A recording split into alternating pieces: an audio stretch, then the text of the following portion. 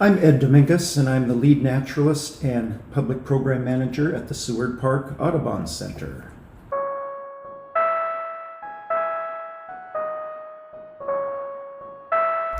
Hello and welcome to the Seattle Bird Podcast. I recently interviewed Ed Dominguez about owls in Seward Park.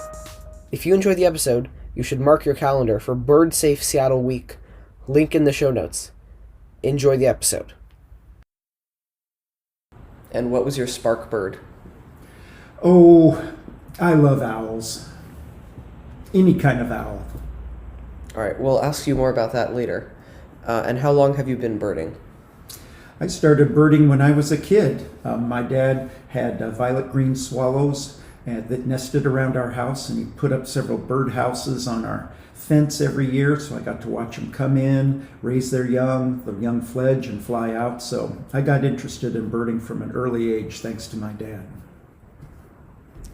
Okay, and what advice would you give to a beginning birder? Don't be overwhelmed. Just observe and be curious. Look at the birds you see around you. Don't feel bad if you can't identify them all. There's a lot of them out there, but just be curious, watch, get a good field guide, and be observant. And before you know it, you will know birds and then what they do. And the more you explore, the more miraculous you find out they are, and then you're hooked. How long do you think it took you to learn all the birds in your area?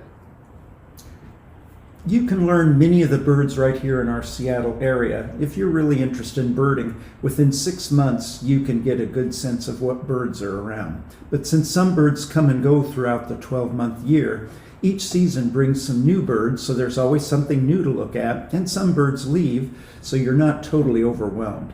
But if you're really interested in birding, you'll be surprised.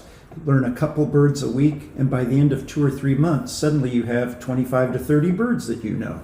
So you're well on your way. It sounds like you're a music teacher and have been for over 30 years. And then after 20 years, you became the lead naturalist at Seward Park Audubon. How are these two professions connected in your view?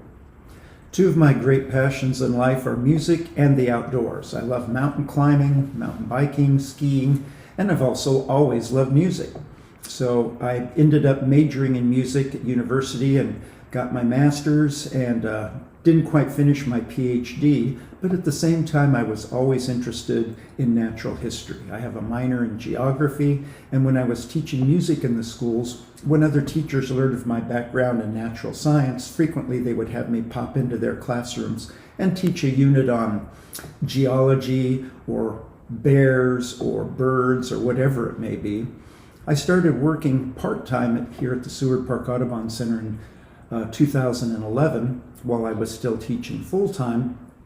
After wrapping up 30 years of teaching music in the public schools, I finished my 30 years at the end of the school year in June, and then moved from part-time to full-time here at the Audubon Center that September.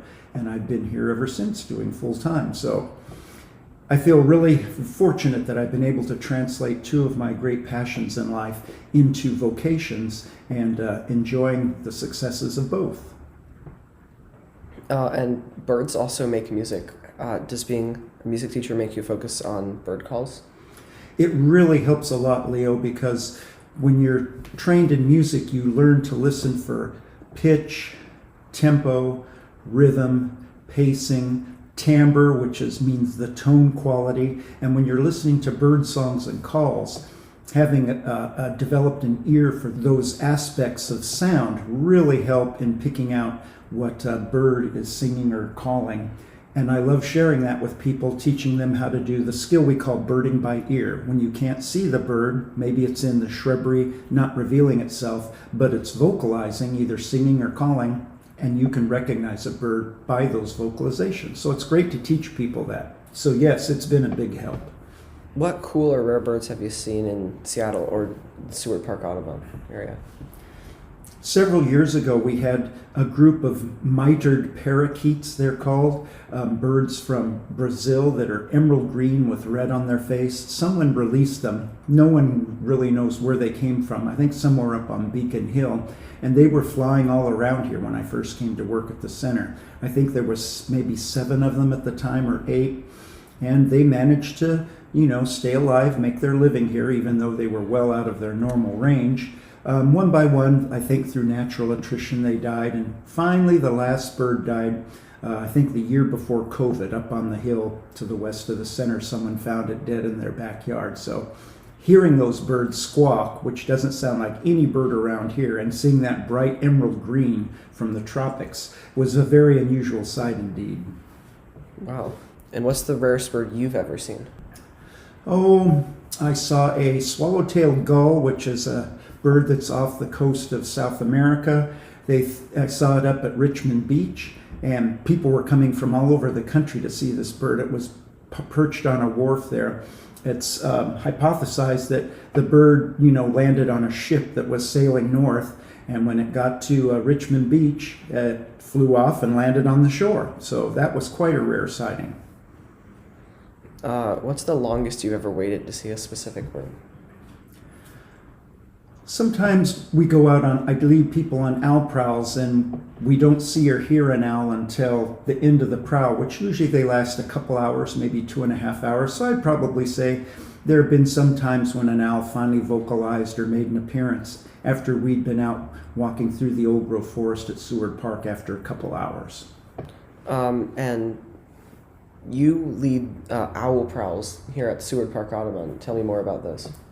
Well, as I mentioned earlier, I love owls, and, human culture has had a fascination with owls, going back as far as there have been people on the planet. There are drawings in caves, petroglyphs of owls. So people have had a fascination with them, and they still do. So we offer regular owl prowls where I do an indoor presentation on a PowerPoint and teach people about the owls in our area. Then we go out into the old growth forest of Seward Park, because we have owls that are here, and we see if we can find them either by hearing their vocalizations, or many times we do see them perched in the trees as well. So everybody loves owls, and it's great to get people out and get connected with them and how to look for them and what to look and listen for, so they can do it in their own neighborhood, because owls are everywhere here in Seattle. There are 3 families of owls at Seward Park. Tell me about those. We have 2 families of barred owls, B-A-R-R-E-D, so named because under their chin there's horizontal lines in their feathers that are brown and very light gray, almost white, and those are referred to as bars or barring.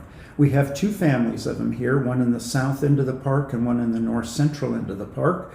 The south adult pair fledged 2 youngsters. Fledging means when birds get enough of their primary flight feathers in and their chest muscles strengthen and they can fly out of the nest. So we had 2 young owls fledged from the southern family, and the family on the mid-central part of the park fledged 4 owlets. So lots of barred owls here. And we have a family of barn owls, the white owl with the distinctive heart-shaped face, and they had 2 young that fledged from the nest this year. So we have an embarrassment of owl riches here at Seward Park, and I love it. What responsibilities come with being the lead naturalist? To give people factual information about birds, to meet them where they are, because I get all kinds of experience levels. Some people are very skilled birders. Some people have, they know a robin and a crow and not much else, and they're a bit intimidated because birding can seem like a very complex, kind of overwhelming in terms of numbers of birds to get involved with and figure out. So meeting people where they are, making them feel welcome, and that anybody can learn and observe birds. All you have to have is curiosity, an interest in them, and a willingness to learn about the different colors, sizes, and shapes and what they do. And then more about owls. What made you specifically interested in owls? Owls, as I mentioned earlier, have held a fascination for human cultures for millennia. I think one reason is the fact that their eyes are fixed facing forward in their sockets rather than on the sides of the head like so many birds. That combined with the facial discs give the owl a somewhat more of a human appearance than most birds. Also the fact that, interestingly enough, when most birds blink, it's their lower eyelid that comes up. But with owls, just like humans, the upper eyelid winks down. So, and sometimes they'll just close one eyelid partially, which gives you the impression that they're winking at you like, I've got a secret that you don't know. I think that's probably where the wise old owl adage came, because when they blink, they look human-like, and it gives them appearance of having something on their mind, or a secret, or some hidden knowledge. Anyway, humans have related to them that way for a long, long time. So owls are also very important in terms of their great pest control, because owls clean up on Norway rats and black rats, invasive rodents that are all over our city, as well as some of our native rodents. So they do a very important job in terms of the food chain of keeping some of these rodent populations somewhat at bay. So they're beautiful, they're fascinating, they have kind of a human-looking face, and they do a great job for our environment. Besides the frequent nature talks you do here at Seward Park Audubon, what other reasons should the listeners visit Seward Park Audubon Center the next chance they get? Seward Park is very unique in that it is the only stretch of green forest in the entire Seattle metropolitan area that has unlogged old-growth forest. There are patches of old-growth timber around. Old growth here in our area in the Northwest means you have trees at least 200 years old and older. But those areas, say Schmitz Park in West Seattle, a ravine park that's old growth, has had logging in it, and you can see big western red cedar stumps where loggers felled the biggest trees. Here in Seward Park, we have 120 acres of unlogged old growth forest, so it's very unique.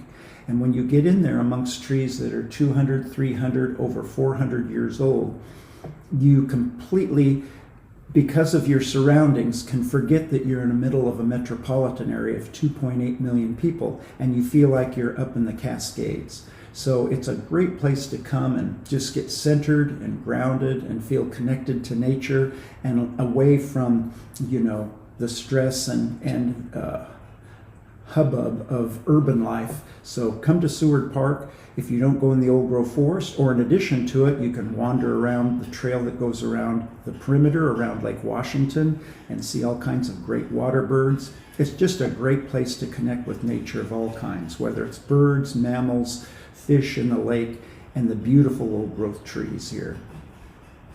And about old growth forests, are there birds that prefer old growth forests? Yes, birds really enjoy big mature trees. So old growth forests provide a home for a tremendous variety of birds.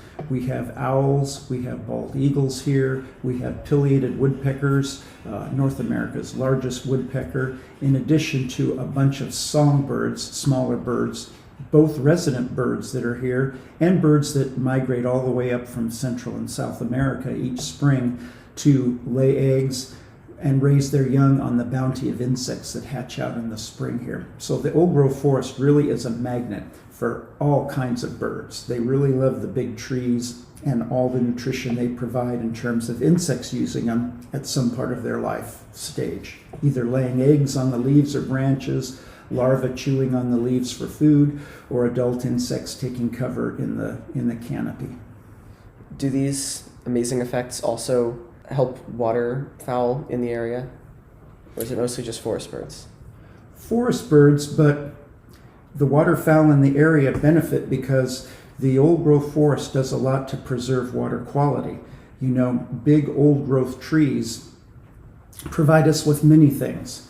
They filter air pollution, they filter pollutants out of the air, they hold stormwater runoff, which would otherwise go into waterways like Lake Washington and foul them. One big old growth tree can prevent 6,000 gallons of stormwater a year from running off into bodies of water.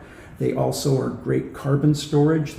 One tree can sequester 300 pounds of carbon a year, and they do a great job of cooling, because trees release moisture out of their leaves, which cause transevaporative cooling, meaning that one tree, basically it's been calculated, one mature tree provides the cooling power of 2 industrial size air conditioning units running 24/7.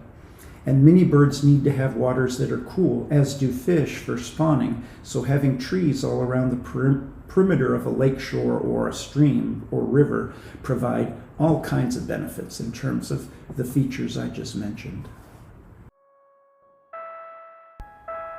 Again, thanks to Ed Dominguez for the fascinating facts about owls.